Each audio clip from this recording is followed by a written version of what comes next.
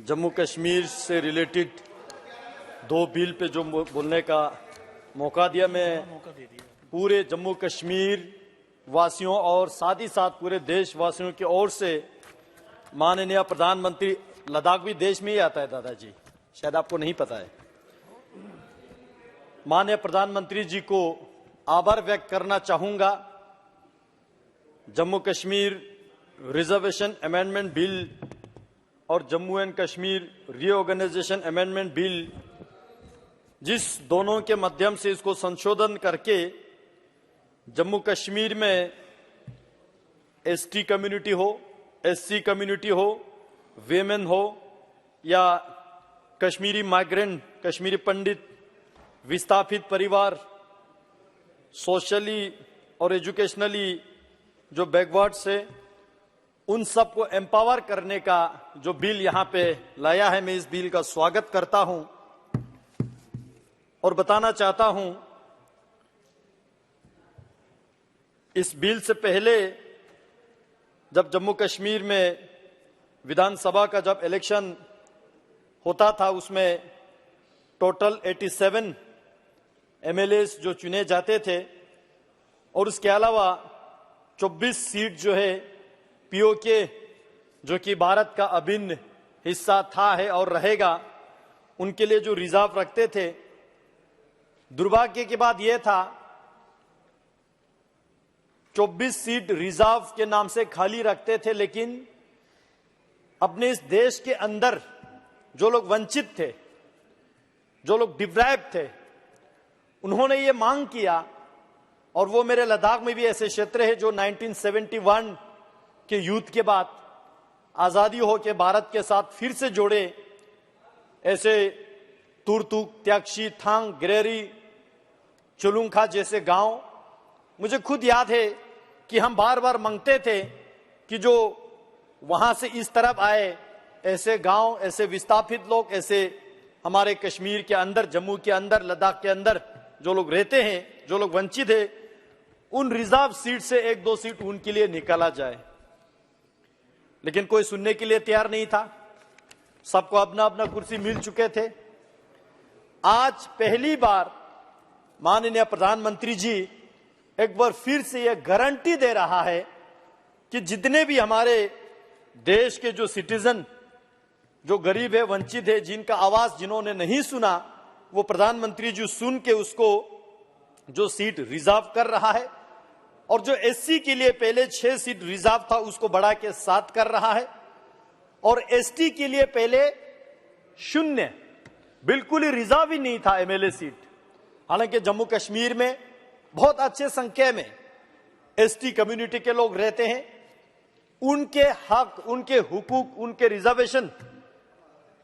जिन लोगों ने शासन चलाया उन्होंने नहीं दिया। आज प्रधानमंत्री जी इस बिल के माध्यम से एसटी कम्युनिटी के लिए 9 एमएलए की सीट जो है रिजर्व कर रहा है। मैं इस चीज को आभार व्यक्त करता हूं पूरे देश के एसटी कम्युनिटी की ओर से, क्योंकि मैं भी एसटी से आता हूं, और पूरे एसटी वालों की ओर से प्रधानमंत्री जी को आभार व्यक्त करता हूं। इसी के साथ साथ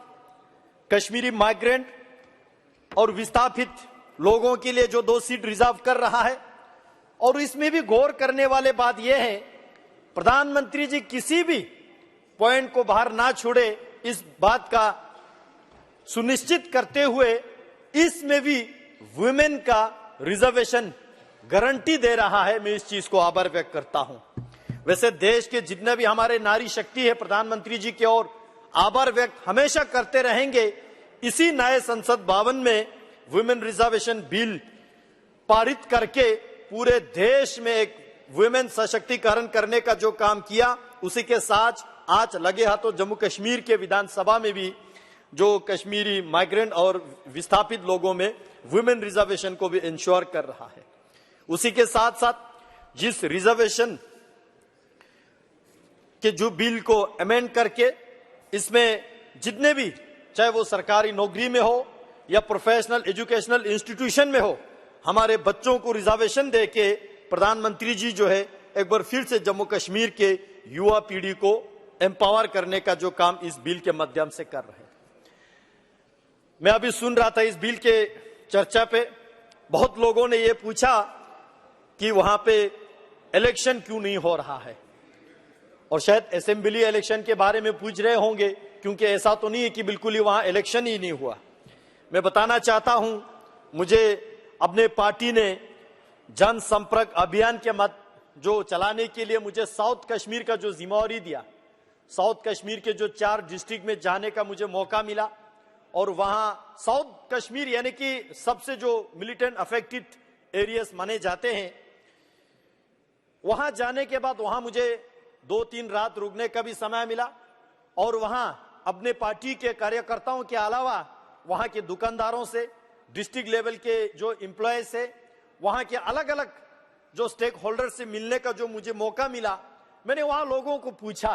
कि 370 खत्म होने के बाद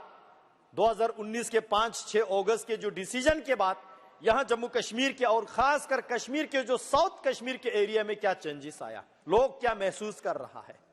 और मैंने यह भी पूछा कि यहां पे असेंबली इलेक्शन जल्दी होना चाहिए या देर से होना चाहिए।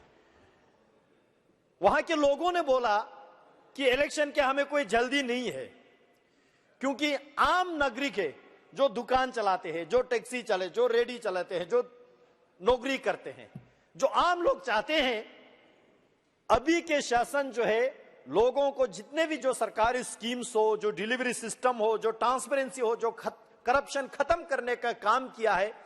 वो 5-6 अगस्त के बाद